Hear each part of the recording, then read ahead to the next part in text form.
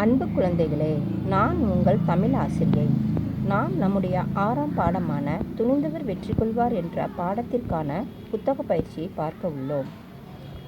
சரியான விடையை தெரிவு செய்வோமா? வகுப்பறை என்ற சொல்லை பிரித்து எழுத கிடைப்பது. பொதுவாக ஒரு சொல்லை பிரித்து எழுதும் போது பிரிக்க கிடைக்கும் 2 சொல்லும் தனித்தனியே பொருள் தரும்படி அமைய வேண்டும். இதில் வகுப்பறை என்ற சொல்லை பிரித்தால் வகுப்பு கூட்டல் அறை என்பதே சரியான விடையாகும்.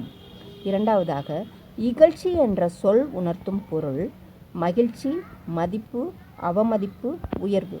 இதில் அவமதிப்பு என்ற சொல்லே சரியான விடை. இகழ்ச்சி என்ற சொல் உணர்த்தும் பொருள் அவமதிப்பு. மூன்றாவதாக, பெரிய என்ற சொல்லின் எதிர்ச்சொல் சிறிய, நிறைய, அதிகம், எளிய. இதில் சிறிய என்பதே சரியான விடை. பெரிய என்ற சொல்லின் எதிர்ச்சொல் சிறிய. நான்காவதாக, வெற்றி என்ற சொல்லின் எதிர்ச்சொல் சாதனை, மகிழ்ச்சி, நன்மை, தோல்வி. இதில் தோல்வி என்பதே சரியான விடை. வெற்றி என்ற சொல்லின் எதிர்ச்சொல் தோல்வி. ஐந்தாவதாக, மண்ணை பிளந்து என்ற சொல்லை பிரித்து எழுத கிடைப்பது. இதில் மண் கூட்டல் பிளந்து, மண்ணை கூட்டல் பிளந்து, மண்ணை கூட்டல் பிளந்து, மண் கூட்டல் பிளந்து என்று கொடுக்கப்பட்டுள்ளது. இதில் மண்ணை கூட்டல் பிளந்து என்பதே சரியான விடையாகும். மண்ணை பிளந்து என்ற சொல்லை பிரித்து எழுத கிடைப்பது மண்ணை கூட்டல் பிளந்து என்பதாகும். வினாக்களுக்கு விடையளி. முதலாவது கேள்வி, மாணவ மாணவிகளுக்கு ஆசிரியர் அறிவித்த போட்டி என்ன? அதற்கான விடை, மாணவ மாணவிகளுக்கு ஆசிரியர் அறிவித்த போட்டி அறையின் நடுவில் உள்ள பெட்டியை தூக்கி வர வேண்டும் என்பதே ஆகும். இரண்டாவதாக, மாணவ மாணவிகள் போட்டியில் பங்கேற்காததற்கு காரணங்கள் யாவை? மாணவ மாணவிகள் போட்டியில் பங்கேற்காததற்கு காரணம் பெட்டி உருவ அளவில் பெரியதாகவும், தூக்க முடியவில்லை என்றால் மற்றவர்கள் சிரிப்பார்கள் என்பதாலும் ஆகும். மூன்றாவதாக, கவியரசியின் வெற்றிக்கு காரணம் என்ன? கவியரசி தன்னால் முடியும் என்று நம்பி முயற்சித்ததால் வெற்றியடைந்தாள். பாடப்பொருளை வரிசைப்படுத்துவோமா? பாடத்தின் கருத்தை முறையற்ற முறையில் வரிசைப்படுத்தி இருக்கிறார்கள். இதனை முறையாக வரிசைப்படுத்த வேண்டும். இவ்வளவு பெரிய பெட்டியினை நம்மால் தூக்க இயலாது என்றனர் சிலர். ஆசிரியரும் மாணவரும் கவியரசியை பாராட்டினர். தம்மால் முடியும் என்று முயன்றதால் கவியரசி வெற்றி பெற்றார். ஆசிரியர் ஒரு போட்டியினை அறிவித்தார். அறையின் நடுவே ஒரு பெட்டி இருந்தது. இந்த 5 வார்த்தைகளையும் சரியாக வரிசைப்படுத்துவோம். முதலாவதாக, ஆசிரியர் ஒரு போட்டியினை அறிவித்தார். இரண்டாவதாக, அறையின் நடுவே ஒரு பெட்டி இருந்தது. மூன்றாவதாக, இவ்வளவு பெரிய பெட்டியினை நம்மால் தூக்க இயலாது என்றனர் சிலர். நான்காவதாக, தம்மால் முடியும் என்று முயன்றதால் கவியரசி வெற்றி பெற்றாள். ஐந்தாவதாக, ஆசிரியரும் மாணவரும் கவியரசியை பாராட்டினர். பழத்திற்குள் உள்ள எழுத்துக்களை கொண்டு சொற்களை உருவாக்கலாமா? கொடுக்கப்பட்டுள்ள மாம்பழத்தில் சில எழுத்துக்கள் கொடுக்கப்பட்டுள்ளன.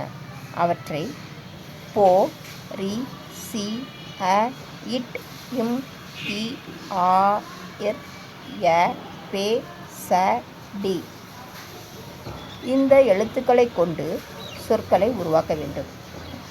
இதில் எடுத்துக்காட்டாக ஆ, சி, ரி, ய, இர் என்ற எழுத்துக்களை வைத்து ஆசிரியர் என்ற சொல்லை உருவாக்கியுள்ளார்கள்.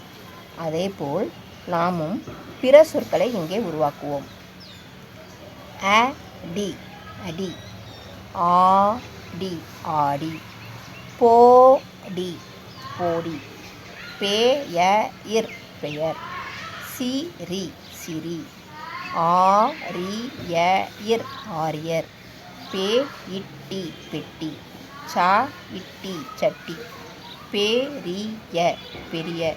இதேபோல் இன்னும் சொற்களை உங்களால் உருவாக்க முடிந்தால் உருவாக்கலாம். பொருத்தமான எதிர்ச்சொல் சாவியை கொண்டு பூட்டை திறப்போமா? இங்கே சிலர் சிலர், முடியாது முடியாது, கடினமாக, பொய், விலகினர் என்ற பூட்டுக்களும் அவைக்கு எதிர்ச்சொல்லான சாவிகள் இன்மை உண்மை, சேர்ந்தனர், முடியும், பலர், எளிதாக என்ற சாவிகளும் இங்கு கொடுக்கப்பட்டுள்ளன. சிலர் என்ற பூட்டிற்கான எதிர்ச்சொல் பலர் என்பதாகும். முடியாது என்ற சொல்லின் எதிர்ச்சொல் முடியும் என்பதாகும். கடினமாக என்ற சொல்லின் எதிர்ச்சொல் எளிதாக என்பதாகும். பொய் என்ற சொல்லின் எதிர்ச்சொல் உண்மை என்பதாகும். விலகினர் என்ற சொல்லின் எதிர்ச்சொல் சேர்ந்தனர் என்பதாகும். இணைந்து செய்வோம். மாணவர்களுக்கு வேண்டிய குணங்களை கொண்ட மீன்களுக்கு மட்டும் வண்ணமிடுக. இங்கே 6 மீன்கள் கொடுக்கப்பட்டுள்ளன.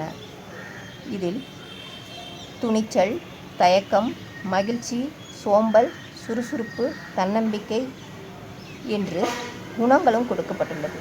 இதில் அவசியமான குணம் கொண்ட மீனுக்கு மட்டும் வண்ணமிடுவோம்.